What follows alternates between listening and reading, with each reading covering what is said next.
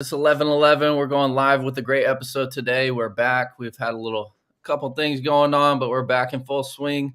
Got a short, quick one. Lots of good notes here Yeah, for you. man. Robbie, how's it going? Man, everything's going well, man. I feel better, man.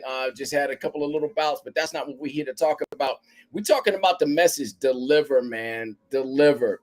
And in deliver, it has everything to do with the will, right? It has to do with your planning, how you develop, how you execute, how you duplicate, how you replicate that plan and make things happen in your life, and for the betterment of humankind, right? I think about different things when we look at the title deliver. I think about Michael Jordan, the GOAT. Chicago Bulls delivered 6 championships. And when people look at 6 championships, it was how the championships were done, how he delivered 2 3-peats that hasn't been matched, right? Before the owners broke that team up, they could have gone on and delivered continuously in that championship round. I think about Karl Malone. They called him the mailman, Utah Jazz, right? Basketball great, 30,000 plus points.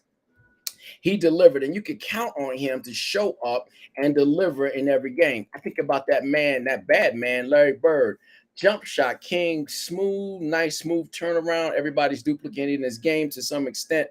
The big boys, and he delivered several championships for the Celtics. I think about my man Tom Brady, the GOAT, delivered 7 NFL championships on a couple of teams. And then I also think about some people like Elon Musk. He's resurrected the electric industry, and with cars and with space travel and that kind of technology, moving in space without the restrictions of government stuff, but in partnership with the government. And the list can go on and it can go on and it can go on. And you and I can deliver. The key and the cost is an attitude of the will. And so there is an important component here, having the willingness, a commitment to doing what others prefer to watch, right? And to a resolve to fulfill your God-given purpose according to all of your talents before you or they expire. This is all about will and the delivery, right? So I got a couple more places I want to go with this, but I want you to jump in there and drop some hits on this real quick here, bro. Yeah, I think the biggest thing is that the quote that comes to mind is "Time waits for no man." That's it. And when you talk about delivering, it's delivering at the time, the place, the setting. Performing at top-notch speed at that Yes. top-notch moment, Yep. right? And in Yep. order to do that, you have to be always preparing, right? You have Always. to be putting in the extra work. You have to be visualizing your success. You have to be just playing that moment out and doing all the things you need to do to become the person that's going to perform in that Playing that moment. moment out. Hit that again. What does that mean? Talk to me. Yeah, so you just have to capitalize on the moment, right? And it, all the buzzer beaters, that looks like an overnight fluke, but like, no, that happens at practice on Sunday and Monday and Tuesday and Wednesday, and the game's on Friday. Then, you're playing it out in your head before you go to bed every night. You're writing your goals down. The delivery process happens continuously. The thousands and thousands of reps that a guy like Steph Curry puts in while everybody else is relaxing and everybody else is enjoying all of the goods that come along with being an NBA great, the multi-millions of dollars and the lifestyle that you can live. But he goes into the gym and he's constantly practicing. He's practicing these weird looking shots. So to a lot of people, it looks like he's doing something that's wild, that's out of sight or out of bounds, but he practices those out of bounds, out of sights type of things. It reminds me of Vincent van Gogh, Dear Theo, the autobiography of Vincent van Gogh, where he said, great things are not done by impulse, but by a series of small things brought together. Great things are not something accidental, but must certainly be willed. So it's all about the will. So when we put our mind to purpose and our purpose to mind, and we put our construct and our body and our abilities to this whole thing, and when, like you said, we put our plan in it and we start developing our plan and we execute on our plan and we start duplicating that effort. So every single day, we're about this plan. Every single day, we're about this witness of our will. We witness our will based on our commitment. We witness our will based on our giddy up and getting into it.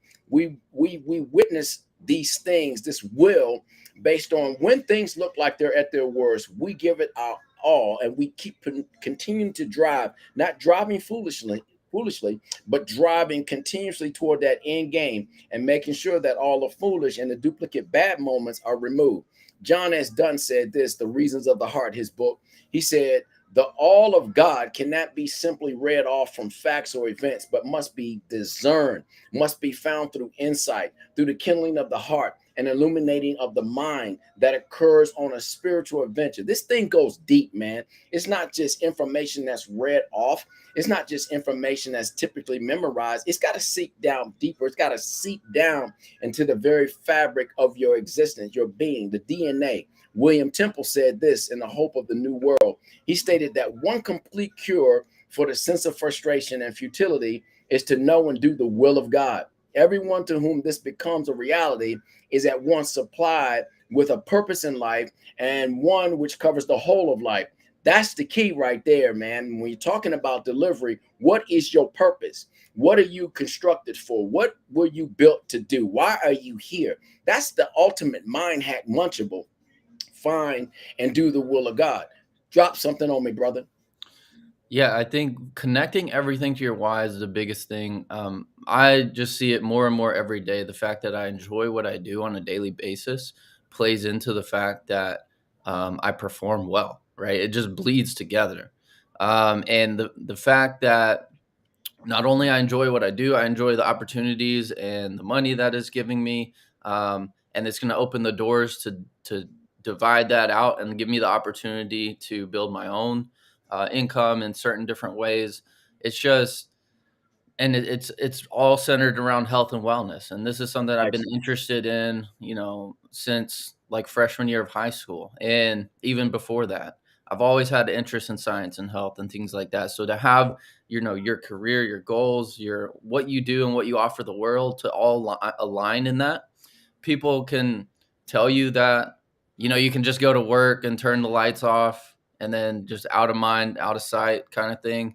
But in order to really get that next level success, I think it's got to be something that you think about all the time. Like all the time, it's got to be mapped you out. gotta talk to your family, your wife, if you have a wife, your significant other. You got to talk about it. It can't just be a 9 to 5 thought and then you turn it off and then you come back to it on Monday and get back into it, right? The reality check is your consistency, your commitment, your disciplines, and then involving all the people together so they keep you accountable. Is that what what you're driving at right here? Yeah, it's that too. There's a level of accountability, but it's also the level within yourself. Like if I'm praying and trying to manifest and trying to affirm something in my life, and the universe doesn't really understand doing that during the 9 to 5, and God, like if I'm sitting here praying for something, like it's just gonna happen no matter what. Like I can't turn it off in the 8 a.m. and prior to 5 beyond, right? It's not based on time. It's based on a vibration of thought. It's based on the activity, the mathematics that goes into the sound, that goes into the vibration, that goes into the action, that goes into the discipline, that goes into the consistency, that goes into your world being reconstructed, and more than just moments. They're principal purpose, intentional moments for getting where you're supposed to get to, right? So I think about this, man. I think about our Lord and Savior Jesus Christ, because Christmas is tomorrow, right? We're Saturday. Christmas is tomorrow. He's got the greatest delivery package of all, right? God, in creating all that he created, he already had a body prepared for a specific time to interrupt all the vanity of mankind. And at that purpose time, that interruption, that chronos kairos moment, here it was, Jesus was born, Galatians 4:4. And he came according to plan. He came according to 14 generations times 3 of planning, of detail, outlining the arrival, the intent, the purpose of what he was supposed to do. Now, when he got here, putting on that avatar, God wrapped up, spirit wrapped up in flesh, putting on that avatar called Jesus, who would be called the Christ, born to a Virgin Mary, just getting ready to be divorced, the greatest family of homelessness we've ever seen before. He took on purpose, and his purpose was first to deal with the situation that he was birthed into. Here are the cards that have been dealt to me, and then to change the outcome of that situation. So it wasn't accepted, persecuted, rejected by businessmen, rejected by wealth, and now placed in a manger. You go sit outside and you still gonna pay me rent. So he and his family had to deal with those circumstances, then have to be moved multiple times in order to get the knowledge about purpose. And sometimes when we get moved around, we get upset about the move, but the move is to help us in a hybrid understanding. We're moving out of this debilitating place and we're going into a wealthy and a healthy and a strong place. And this is what he was teaching us.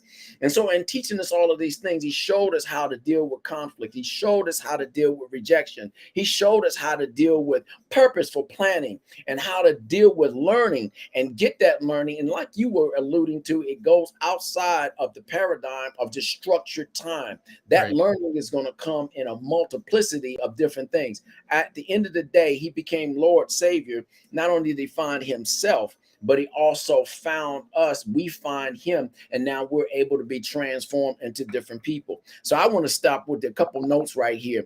We all need accountability. One of the things he did, he had accountability partners. We need accountability partners. And so when we start to make this delivery and we deliver, we need accountability partners. We need mentors. We need people who know extremes. We need people who know the extremes of bad. We need people who know the extremes of calm. We need people who know the extremes of wealth. We need people who know the extremes of poverty, their lessons and all of that. And then we need to look at the great feats and the underachieving so that it stretches our imagination. It gives us illumination for our dreams and our goals. And it causes our goals to pair properly with the discipline and the actions and the production that we need to be successful. We have to learn how to define that success and understand that there are no quick fixes. Diligence and accomplishment, one moment, one dream, one plan, one goal at a time. This is the Christmas gift that we want to impart today, delivery. And in that delivery, man, if you start with that goal in mind, you set your goal, number one, and you set up midterm celebrations, number two, and you set a good end date, number three, and you put your disciplines, the activities to keep it tight and simple and control the controllables. And number five, you put in your accountability partners. And number six, you put in your mentors. And number seven, you put in your intended results. Number eight, you get clear, concise, specific, short and sweet, what you need to do. So make your big list because we're coming into resolution season. Make this big, massive list. Then condense it down to five and then take the top one. And that's all you should focus on this year. Focus on the one thing and do it right. And then I guarantee you, and I assure you, if you put those pieces into it, the accountability partners, the purpose, the intended, the mentors, I guarantee you'll be able to deliver it. God with Jesus in the manger delivered. The cross, he delivered. Now we speak about it, it's about deliverance. This celebration coming up tomorrow is all about that delivery package. So deliver, demand, E. D for demand, E for every, L for level, I for increase, V for verified, E for each, R for reality yielding only to achievements. Demand every level increase, verify each reality yielding only to achievements. Drop it off, baby. Yeah, I love that. That's really good. And I just want to finish up that thought that I had earlier and just I would summarize it by divided attention distracts God, right? If Yep. you're only wanting and desiring your financial success during a 9 to 5, and then when you leave work, you don't even think about it, that distracts God for like, if you want that more than anything, and then from the 5 to 10 p.m. when you go to sleep, it's just not even a thought. That just shows that it's not really a priority. Yeah. So, like you were saying, find that one thing and get after it, right? Find a partner that wants the same things as you. So when you go home, it's still a desire, it's still at the forefront. You focus and you hang it on your doorstep. You talk about it at dinner. Like those are the things that you seek and find, and you ask with all your heart because it's everything that it lines up with what you want, right? That's hot, man. Resolution reality challenge so you can deliver. Take 15 minutes. Do a resolution brain dump. Use a timer. Set resolutions. Set up a list. Take your top out of that master list. Take your top 5 resolutions. Narrow the list down to one. Then complete the bottom. The goal, the midterm celebration, the end date, the discipline activities, the accountability partner or partners, your mentors, your intended results, and they have a clear, concise, specific, short and sweet what you're going to do and how you're going to do it, why it's important to you, how it's going to impact your life and possibly the lives of other people, why it's important to you. Why did you choose the celebration, the accountability, and the mentors you chose? And why did you choose the timeline? In that, you will find your purpose. Deliver, deliver, deliver. We delivered. It's Savage Will 1111, baby. We went over 11 minutes. But George, bring us home, man. Bring us one more of those big fire nuggets, man, so we can get up out of here. Yeah, I would just say time is your friend or time is your enemy. It's how you use it. To make things happen, it does not take long. You just have to want it. You have to spend the time thinking about it, planning it, doing it, getting the intel, getting the information that you need. How do I really accomplish this? And if I say I want it, I need to spend time doing it. It's a very simple formula, but when you go home, you unplug and then kind of just like sitting on the couch and watch Netflix, your ambiguous action is getting ambiguous results for you. Yeah. So you're not making your actions clear. So not only are you not taking the physical steps to make it happen, but you're also not taking advantage of the spiritual, like the magnetic, the law of attraction, like all those things go out the window. It's always in effect. It's not just in effect during the 9 to 5 when you think the work and the money is important. It's not just in effect during that time, but it's in effect when you're sitting there watching every show that comes out on Netflix, and Distraction. so you're telling the universe that you just want easy, you just want lazy, you just want to be entertained, and then you're not going to get what you're ultimately seeking, right? Dude, how do they subscribe? How do they connect? Talk to us about that. Let's go home, man. Yeah, go ahead and hit us up on Facebook, Robbie Colbreth. We have a YouTube channel, Savage Will 1111. We're getting that Instagram fired up too. It's Savage Will 1111. Also, we are on Spotify and wherever you get your podcast information. So go ahead and hit us up, like, subscribe, tell 3 friends about it. We really appreciate anyone listening. We want to wish you all a happy Merry Christmas. And Merry Christmas and Happy New Year. Yeah, and a Happy New Year for sure. We'll be on that Saturday right at New Year's Eve, man. God bless you, man. Hey, George, you're a boss, man. I appreciate you, man. Love you, man. Merry Christmas. I appreciate you. Love you too. Enjoy the time with the fam. You got it, baby. Later, guys.